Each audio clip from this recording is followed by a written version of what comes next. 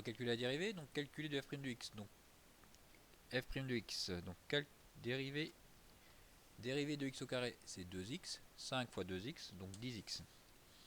Dérivée de x tout seul, c'est 1 fois moins 2, donc 10x moins 2. Dérivée du 7 tout seul, c'est 0. Donc la dérivée, ça va être 10x moins 2. Trouvez le signe de la dérivée. Donc quand x, donc 10x moins 2 va être égal à 0, quand 10x va être égal à 2, donc quand x va être égal à 2 sur 10, soit 1 cinquième.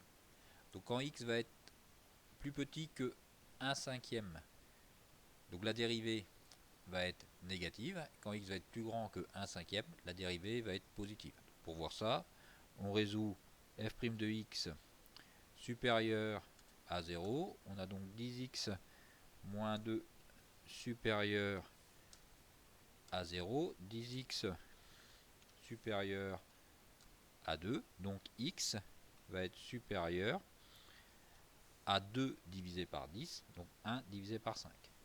Donc la dérivée est positive quand x est plus grand que 5, la dérivée va donc être négative quand x va être plus petit que 5. Donc f' de x est négatif pour tout x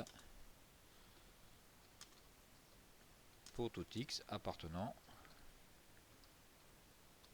à l'intervalle, donc de moins 2 jusqu'à 1 cinquième. Donc sur l'intervalle moins 2, 1 cinquième. Et f' de x va être positif pour tout x appartenant à l'intervalle 1 cinquième 2.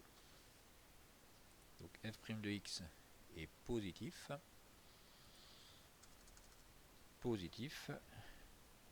pour tout x appartenant à 1 cinquième 2. Quand la dérivée va être négative, la fonction va être décroissante. Quand la dérivée va être positive, la fonction va être croissante. Donc f va être décroissante sur l'intervalle moins 2, 1 cinquième. Et f va être croissante sur l'intervalle 1 cinquième 2. Donc f est décroissante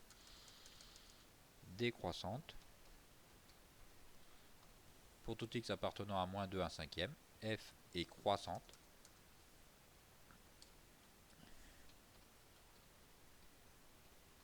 pour tout x appartenant à 1 cinquième 2. Le tableau de variation, donc moins 2, 1 cinquième, ça s'annule. Quand x est avant 1 cinquième, la dérivée est négative. Donc ici, on va donc mettre un moins.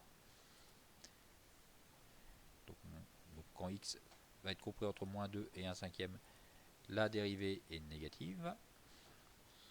Donc un moins. Quand x va être plus grand que 1 cinquième, la dérivée est positive, donc plus. La fonction va donc être décroissante entre moins 2 et 1 cinquième.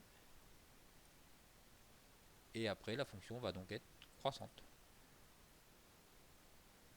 Donc la fonction va être décroissante sur cet intervalle-là. Et sur l'intervalle 1 cinquième 2, la fonction va être croissante. On doit calculer les valeurs en moins 2, en 1 cinquième et en 2. Le plus simple, pour faire ça, vous prenez votre calculatrice.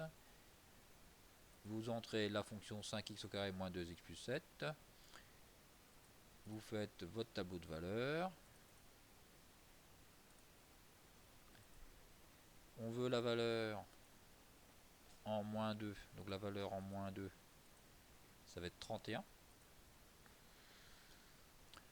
Je veux la valeur en 2. La valeur en 2, ça va être 23. Et la valeur en 1 cinquième, donc la valeur en 1 cinquième, ça va être 6,8.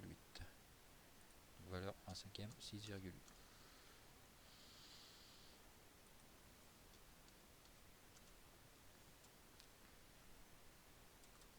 Trouver l'équation de la tangente, donc pour ça on a une formule.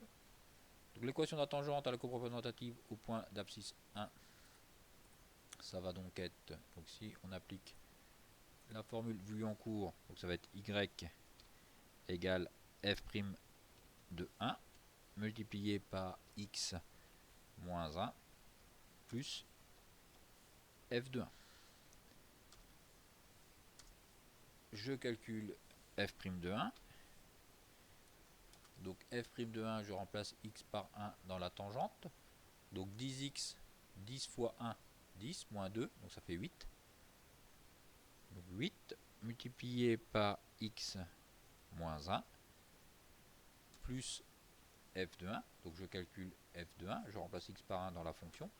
F de 1, ça fait 10. Donc quand on développe, on va donc avoir y va donc être égal à 8x moins 8 plus 10, donc 8x plus 2. Donc voilà l'équation de la tangente à la courbe représentative de f au point d'abscisse 1. Ça va être égal à 8x plus 2. On peut vérifier ça à la calculatrice. Donc la fonction, j'ai rentré ma fonction. Si on veut faire le graphique, donc on voit bien que la courbe est décroissante jusqu'à cette valeur là et après elle est croissante. Si vous voulez la valeur où est-ce que on a la plus petite valeur, le minimum, donc on a bien le minimum qui va donc être, on va bien donc retrouver notre minimum normalement en 0,2, donc qui va être à peu près ici. Donc minimum, donc si j'écris le minimum de la fonction, donc le minimum, donc borne gauche 0, borne droite je vais mettre 1 par exemple, valeur initiale je vais mettre 0,5, et je tombe bien sur mon minimum qui est à 0,2. Donc ma fonction est bien décroissante jusqu'à 0,2 et après croissante de 0,2 jusqu'à 6,8. Donc jusqu'à sur l'intervalle de 0,22. Donc on est bien là. On retombe bien sur le 6,8 qui est là. Donc le 6,8 qui est là. Donc on le retrouve ici. Après on veut l'équation de la tangente. Donc pour avoir l'équation de la tangente à la calculatrice.